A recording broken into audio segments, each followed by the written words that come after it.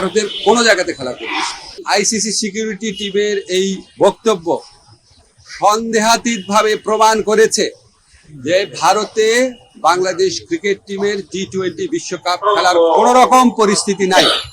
ক্রিকেটের ক্ষেত্রে আমাদের কোনো ডেভেলপমেন্ট নাই। আমরা 2টা চিঠি দিয়েছি। চিঠি দেওয়ার পর আমরা আইসিসির যে উত্তর সেটার প্রত্যাশা করছি। এর মধ্যে একটা জিনিস ঘটেছে আপনাদের আমার জানানো প্রয়োজন, সেটা হচ্ছে আইসিসির যে সিকিউরিটি টিম আছে, সিকিউরিটি দায়িত্বে যারা আছে, তারা একটা চিঠি দিয়েছে। সেই চিঠিতে বলা হয়েছে 3টা জিনিস হলে বাংলাদেশ টিমের নিরাপত্তা আশঙ্কা বাড়বে। একটা হচ্ছে বাংলাদেশ টিমে যদি মুস্তাফিজ অন্তর্ভুক্ত হয়, 2 হচ্ছে বাংলাদেশ যে দলের যে সমর্থকরা আছে ওনারা যদি বাংলাদেশের জাতীয় যে জার্সি আছে, আমাদের ন্যাশনাল জার্সি আছে, এটা পরে যদি ঘোরাফেরা করে।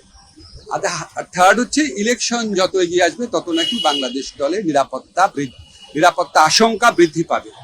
তো আইসিসি সিকিউরিটি টিমের এই বক্তব্য সন্দেহাতীতভাবে প্রমাণ করেছে যে ভারতে বাংলাদেশ ক্রিকেট টিমের টি-20 বিশ্বকাপ খেলার কোনো রকম পরিস্থিতি নাই। আইসিসি যদি আশা করে আমরা আমাদের শ্রেষ্ঠ বোলারকে বাদ দিয়ে আমরা ক্রিকেট টিম করব, আমাদের যারা সমর্থক আছে তারা বাংলাদেশের জার্সি পরতে পারবে না, আর আমরা ক্রিকেট খেলার জন্য বাংলাদেশের নির্বাচন পিছিয়ে দিব, এর চেয়ে উদ্ভট, অবাস্তব, অযৌক্তিক কোনো প্রত্যাশা হতে পারে না।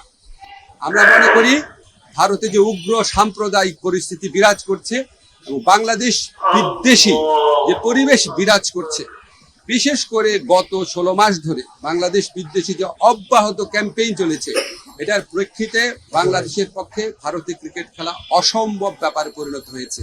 মুস্তাফিজের পর্ব এবং এরপরে আপনাদের যে চিঠির কথা বললাম সেটার মাধ্যমে এটা সন্দেহাতীতভাবে প্রমাণিত হয়েছে। আমরা মনে করি ক্রিকেট খেলার উপর কারো কোনো মনোপলি থাকা উচিত না। বাজার ব্যবস্থাপনার ভিত্তিতে একটা খেলার সম্পূর্ণ বা একটা টুর্নামেন্টের ভাগ্য নির্ধারিত হতে পারে না। আইসিসি যদি সত্যি গ্লোবাল অর্গানাইজেশন হয়ে থাকে আর আইসিসি যদি ভারতের কথায় উঠে আর না বসে, তাহলে অবশ্যই আমাদের টি-20 বিশ্বকাপে খেলার সুযোগ শ্রীলঙ্কাতে দেওয়া উচিত। এই প্রশ্নে আমরা কোনো রকম নতি স্বীকার করব না। 2টা ভেন্যু তো ইন্ডিয়াতে, আর জিজ্ঞেস করছেন কেন? আমি তো বললাম ইন্ডিয়া মানে তো ইন্ডিয়াই। ইন্ডিয়াতে কি আপনি মানে আমরা ইন্ডিয়ার কথা বলছি, আমরা তো কলকাতা বলি নাই।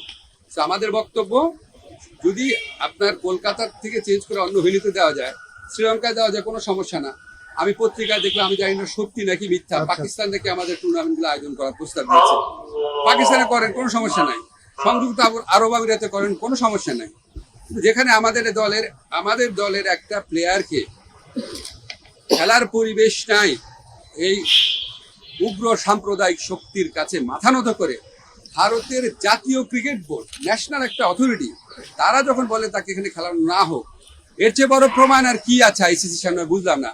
আর আইসিসি সিকিউরিটি টিমের যে চিঠি আছে, এর তো আমরা একটা সময় চিঠির কপি আপনাদেরকে দিয়ে দিব।